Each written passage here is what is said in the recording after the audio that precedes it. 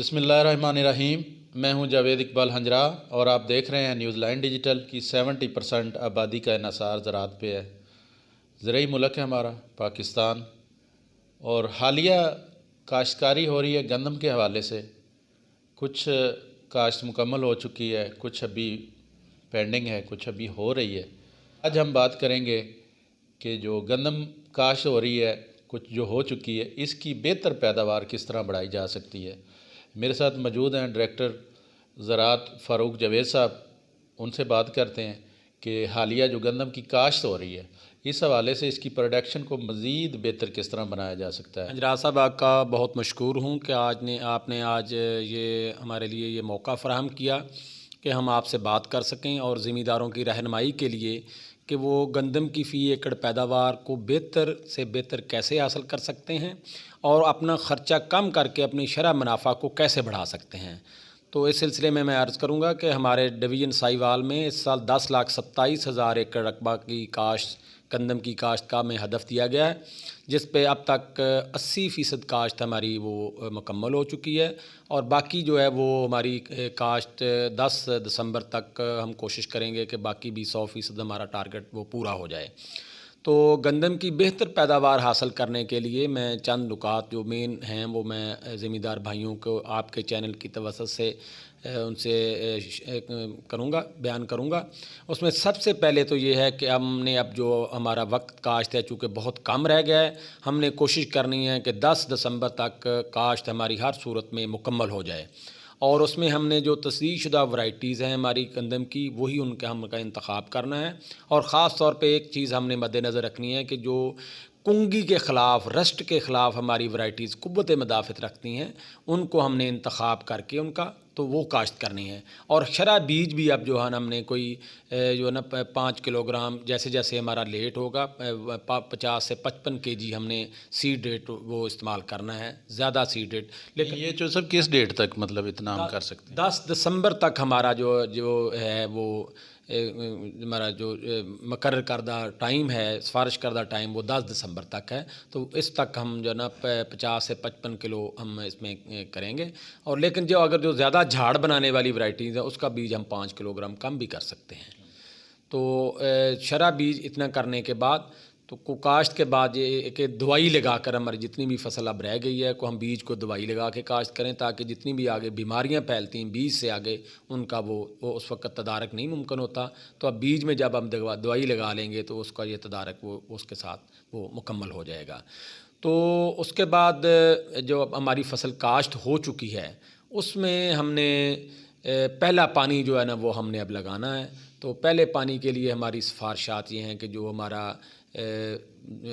वड है या दूसरी जो भी कपास का वड है, मकई का वड है, इसमें जो हमारी काश्त होती है तो उसमें हमारा पहला पानी जो है ना वो हम 20-25 दिन के बाद जब झाड़ बना रही होती, पौधा बूटा मार रहा होता है, झाड़ अपने पौधे बना रहा होता है, तो उस वक्त हम कहते हैं। और धान की फसल में हम कहते हैं कि 35 से 40-45 दिन तक बाद में हम काश्त में उसमें पानी लगाएं। पहला पानी बहुत अहमियत का अमल है, क्योंकि इस वक्त पौधे ने अपने दाने ने अपने पौधों की शगुफ़ों की तादाद जो है बननी है, उस पे उसका फ़ैसला होना है। इसलिए पहला पानी नहायत ज़रूरी है और वक्त पे लगाना। इस तरह अगर दूसरा पानी हम लगाएंगे तो वो गोब पे 80-90 दिन की जो फसल जब हो जाती है उस पर लगेगा।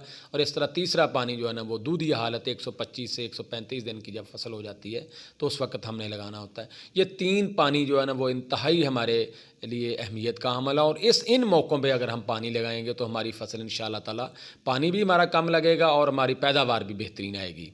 इसी तरह इसके बाद है कि हमने फसल को मुतनासिब खादों का इस्तेमाल करना है। जो हमारी फसल काश्त अभी होनी है उसमें हमने फास्फोरस और पोटाश और यूरिया को जो है ना वो उनकी मुतनासिब इस्तेमाल करना है। और जो हमारी फसल काश्त हो चुकी है उसमें हमने यूरिया का भी इस्तेमाल करना है। और यूरिया का इस्तेमाल हर सूरत में हमने 31 जनवरी से पहले पहले मुकम्मल करना है, क्योंकि उससे लेट जब हम फसल को यूरिया खाद डालेंगे या हम ज़्यादा मिकदार में सिफारिश करदा से खाद डालेंगे तो फसल गिर भी जाएगी और हमारी फसल का जो है ना वो पैदावार कम आएगी। ये जो सब थोड़ा सा किसानों को थोड़ी सी और भी रहनुमाई आसान करके बता दें भी कितनी खाद इस्तेमाल करनी चाहिए पर एकड़, यूरिया कितना करना चाहिए, डीएपी कितनी करनी चाहिए, पोटाश कितनी करनी चाहिए, मतलब बेहतर पैदावार लेने के लिए मुतनासिब की बजाय उनको शायद में भी समझ ना आए किसानों को, अगर आसान करके कुछ थोड़ा सा बता दें तो ज़्यादा बेहतर।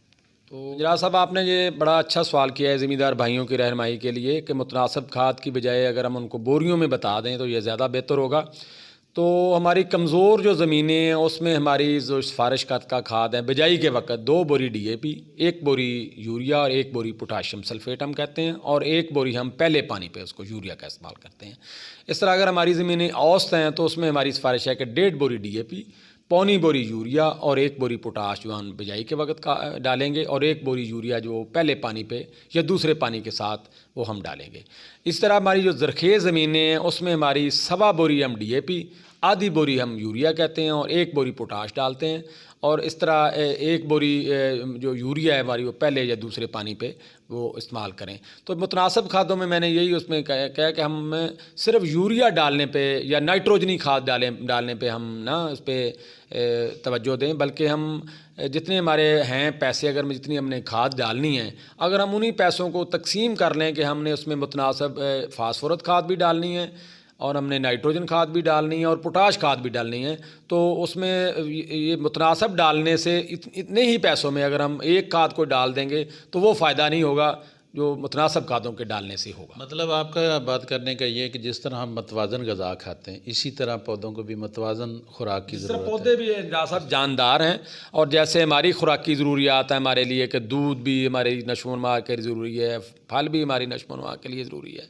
और इस तरह दूसरा जैसे कार्बोहाइड्रेट नशास्तदार ग़िज़ाएँ हमारे लिए ज़रूरी हैं, इस तरह पौधे भी जानदार हैं। इनके लिए भी नाइट्रोजन और फास्फोरस और पोटाश का मुतनासिब इस्तेमाल जाए, उसी से इनकी बढ़ोतरी भी अच्छी होती है, पैदावार भी अच्छी होती है, पैदावार की क्वालिटी भी बेहतर होती है, और उसी से ही इसका बीमारियों के ख़िलाफ़ क़ुव्वत मुदाफ़अत भी फसल में आती है। अच्छा सर, मुझे ये बताएं कि अब मकई की कटाई हो रही है, इसके बाद भी लोगों ने काश्त करनी है गंदम, तो क्या इस पोजीशन पे कोई खुराक ज़्यादा देनी पड़ेगी, खादें वगैरह ज़्यादा इस्तेमाल करनी पड़ेगी? बीज जैसे आप कह रहे हैं कि 5 केजी बढ़ा के मतलब काश्त करें, क्या खादें भी ज़्यादा इस्तेमाल करें? खादें तो वही है मतलब जो हम पहले हमने रिकमेंड की हैं, लेकिन ये है कि उनको हम ये कोशिश करते हैं कि जो लेट खादें हैं, लेट जो हमारी काश्त होती हैं, उनको खादें हम कोशिश करते हैं कि बिजाई के वक्त ही वो जो रिकमेंडेड है वो डाल दें, और जो बाद वाले पानी हैं उसमें वो उनको कम डालें, ताकि वो उनको जो उनकी लेट है उनको पहले से इतनी अच्छी खुराक मिल जाए ताकि अपनी वो बढ़ोतरी अच्छे तरीके से कर सकें।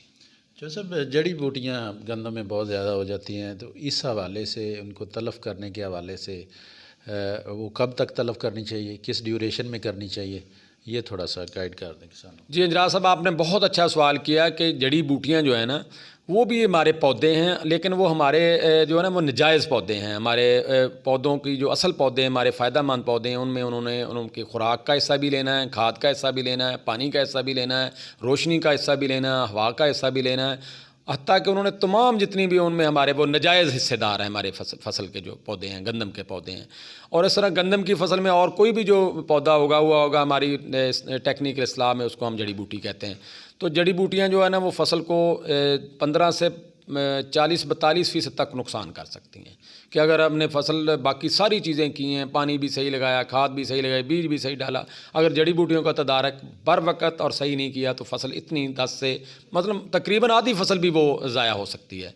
तो इसमें ये है कि हम जड़ी बूटियों के लिए हमारे और बहुत से उड्डी तरफाल वो चलाना उसमें है, लेकिन कीमियाई तरीका इंसदाद भी उसमें एक है जिसमें हम कि कीमियाई तरीके से जड़ी बूटियों का तदारक करते हैं। उसमें हम सबसे पहले तो ये है कि जड़ी बूटियों का हमें पता हो कि चौड़े पत्ते वाली हमारी बूटियाँ हैं या नुकीले पत्ते वाले जंगली जई है या दुम्बी सीटी वगैरह, उनको उनकी शनाख्त करके उसके लिहाज से हमने ज़रूरी दवाइयों का स्प्रे करना है। और जड़ी बूटी जो चौड़े पत्ते वाली बूटियाँ हैं उनकी कोशिश होनी चाहिए कि पहले पानी के फ़ौरन बाद उनको स्प्रे कर दें ताकि वो जल्दी से जल्दी तल्फ़ हो जाएं। और इस तरह जो दूसरी नुकीले और पत्ते वाली जड़ी बूटियाँ हैं उनको उनकी चूँकि थोड़ा सा देर से उगती हैं तो उनको उनकी मुनासबत के लिहाज से अलग-अलग स्प्रे किया जाना ज़्यादा मुनासिब है कि चौड़े पत्ते वाली बूटियों के लिए अलग स्प्रे कर लें और नुकीले वाली बूटियों के बाद में कर लें। और इसमें यही है कि जो अब हमने स्प्रे करनी है तो कुछ एहतियातें हैं कि वो हम अगर अपनाएंगे तो हमारी जो है ना वो जड़ी बूटियों की कंट्रोल सही मिलेगा। सबसे पहले तो जो हमने सिफारिश करदा जहर का वो इस्तेमाल करना है, फिर उसकी जो डोज़ पर एकड़ है वो जो सिफारिश करदा करनी है, फिर हमने जो नोज़ल जिससे स्प्रे करते हैं, हमारी जो स्प्रे मशीनरी है उसमें जो नोज़ल होती है वो हमारी जड़ी बूटियों के लिए टी जेट या फ्लैट फ़ैन नोज़ल होती है, कट वाली नोज़ल होती है, वो इस्तेमाल करनी है। जो स्प्रे और कीड़ों मार दवाइयों के लिए होती है वो अलहदा होती है। तो ये इस नोज़ल का बड़ा इस पे इन्हिसार होता है। और हमने कोशिश करनी है कि ये जो है ना धूप जब निकली हो तो तब स्प्रे करें, हवा वगैरह चल रही हो, आंधी वगैरह चल रही हो तो स्प्रे हमने नहीं करनी। और पानी जो है ना हमने वो 120 लीटर या अव्वल तो यह उसको कैलिब्रेशन करके करें, नहीं तो नॉर्मली ये है कि हम 8 टैंकियाँ या 1 कनाल फी टैंकी पानी उसमें डाल के उनको हमने स्प्रे करना है। और स्प्रे ऐसे करना है कि कोई जगह खाली ना बचे और किसी जगह पर दोहरी स्प्रे ना हो, क्योंकि खाली जगह स्प्रे हो जब बच जाएगी तो वहाँ जड़ी बूटियाँ रह जाएंगी। अगर दोहरी स्प्रे हम कर देंगे किसी जगह तो हमारी फसल के भी जलने के इम्कानात होते हैं। तो इन एहतियाती तदाबीर को अपनाकर हम अपना जड़ी बूटियों को कंट्रोल कर सकते हैं। और जड़ी बूटियों को कंट्रोल करना इंतहाई ज़रूरी है कि तमाम अवामल करने के बावजूद अगर हमने इनको कंट्रोल ना किया तो हमारी फसल आधी से ज़ाया हो सकती है। अच्छा सर, मुझे ये बताएं कि पिछली दफ़ा एक बीमारी थी कुंगी गंदम पे आई थी, इस दफ़ा भी डेफिनेटली होगी। इसके लिए किसान को क्या एहतियात करनी चाहिए, क्या इंतज़ामात करने चाहिए? राज साहब, आपने ये बहुत अच्छा सवाल किया है, क्योंकि हमारी फसल गंदम की जो फसल है वो पिछले 2-3 साल से कुंगी के मरज़ की वजह से काफ़ी हद तक वो मुतासर होती है, जिसके लिए हम अब अभी से जो हमारी एहतियाती तदाबीर हैं वो इख्तियार करें तो फिर आगे जाके हमें वो उसका इतना मसला नहीं होगा। सबसे पहली बात तो है कि हमें वो वैराइटीज़ काश्त करनी हैं जिनमें क़ुव्वत मुदाफ़ियत है। उसमें हमारी अनाज वन है, बख्खर स्टार है, फ़ख्रे बख्खर है, अकबर है, गाज़ी उन्नी है, जो भी हमारे हमने जो ना महकमा की सिफारिशात के मुताबिक हमारी वैराइटीज़ है जिसमें ये क़ुव्वत मुदाफ़अत है वो काश्त करनी है। दूसरे नंबर पे ये है कि हम जितनी जल्दी गंदम की काश्त हम कर लेंगे, अब तो 30 में आगे चला गया वक्त, तो जितनी जल्दी ये काश्त हो जाए गंदम, उसमें ये इसके चूँकि क़ुव्वत मुदाफ़अत आ जाती है, फसल मैच्योर हो जाती है। जब ये इसका मौसम शदीद होता है कुंगी का, तो ये जितनी भी जल्दी मुमकिन हो सके काश्त करें तो फसल हमारी उससे महफूज रहती है। तीसरी बात यह है कि एक किस्म पे इन्हिसार नहीं करना। अगर हमने 10 एकड़ गंदम काश्त करनी है तो मुझे चाहिए कि 3 एकड़ में वैरायटी जो वो जनकोल फॉर एग्ज़ाम्पल वो कर लूँ, 3 एकड़ में अकबर कर लूँ, 3 एकड़ में वो जनकोल कर लूँ, अकबर कर लूँ, गाज़ी कर लूँ, 3-4 वैराइटीज़ में लगाऊँ। तो तीसरी बात इसमें चौथी बात ये होगी कि वो वैरायटी जो इससे अब मुतासर हुई हैं, मसलन गैलेक्सी है या फैसलाबाद 2008 है, तो उनको रकबा हम अव्वल तो ना लगाएं भी तो बहुत कम लगाएं। और जिन पे गवर्नमेंट ने बैन कर दिया है, ममानत कर दी है, उनको बिल्कुल काश्त ना करें। तो बाकी आगे उस पर फिर आगे मौके की मुनासबत दे के शनाख्त करके उनकी देख के कि अगर वाकई बीमारी आई है तो उसके मुताबिक उसका फिर इलाज करें।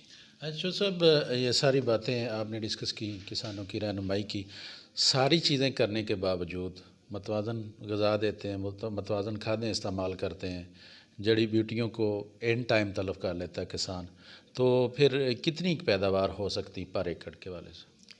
देखिए, ये अभी देखिए ज़मींदार हमारे ऐसे ज़मींदार हमारे हैं जो 20-22-25 मन 30 मन तक गंदम लेते हैं, और इसी हमारे डिवीज़न में ज़मींदार हमारे 50-60 मन गंदम लेते हैं। तो ये गैप यही है, वैराइटीज़ वही हैं, वही इस चीज़ें काश्त करते हैं, लेकिन जिसने इस टेक्नोलॉजी को अपना बर वक़्त और सही तरीके से सही तरतीब के साथ उनको इस्तेमाल कर लिया तो उनकी पैदावार देखें। यही 30 और 60 मन के दरमियान जो गैप है हमारा, वो हमने अपनी टेक्नोलॉजी को सही टाइम पे और सही तरीके से यूज़ करके हम अपना मैक्सिमम ज़्यादा से ज़्यादा पैदावार हम ले सकते हैं और अपना ख़र्चा भी घटा सकते हैं। जी बहुत शुक्रिया जो साहब, बहुत शुक्रिया। जी बिल्कुल, किसान भाइयों, हम बेहतर पैदावार किस तरह ले सकते हैं ये बता रहे थे हमें डायरेक्टर फ़ारूक जावेद साहब कि गंदम की जो हालिया काश्त है, एक तो इसको जल्दी से जल्दी काश्त कर लिया जाए। अगर इसको 10 दिसंबर तक सिफारिशात करता है महकमा कि 10 दिसंबर से पहले पहले काश्त कर लिया जाए, लेकिन आज से जो डे बाय डे अगर लेट हो रही है तो 5 kg पर एकड़ वो सीड बढ़ा लिया जाए तो वो ज़्यादा बेहतर है। फिर जो सिफारिशात कर रहे हैं कि बेहतर पैदावार के लिए खादों का इस्तेमाल मतवाज़न किया जाए, उसमें पोटाश भी है, यूरिया भी है, उसमें डीएपी भी है, फास्फोरस खादें, लेकिन ये एक मतवाज़न तौर पे इस्तेमाल, जिस तरह हमें खुराज़न ग़िज़ा की ज़रूरत होती है, दूध भी पीते हैं, पानी भी पीते हैं, उसमें दीगर और भी फ्रूट भी खाते हैं और भी चीज़ें इस्तेमाल करते हैं, इसी तरह जो हमारी फसल होती है उसको भी मतवाज़न ग़िज़ा की ज़रूरत होती है। तो इससे हम बेहतर पैदावार ले सकते हैं। और तीसरी चीज़ जो वो बता रहे हैं कि एंड टाइम जो जड़ी बूटियाँ उनको तलब करना बहुत ज़रूरी होता है। ये सारी सिफारिशात जो महकमा ज़राअत की तरफ से बताई गई हैं, अगर हम इन पे अमल करेंगे तो हम अपनी पैदावार जो 20-25 मन तक आती है उसको बढ़ा के 50-60 मन तक, 70 मन तक भी ले जा सकते हैं। इससे ख़र्च भी कम होता है, अगर मतवाज़न ग़िज़ा इस्तेमाल करेंगे तो ख़र्च भी कम होगा और पैदावार हमारी बढ़ सकती है। इंशाअल्लाह नेक्स्ट किसी और प्रोग्राम के साथ आपकी खिदमत में हाज़िर होंगे। तब तक मुझे दें इजाज़त। अल्लाह हाफ़िज़।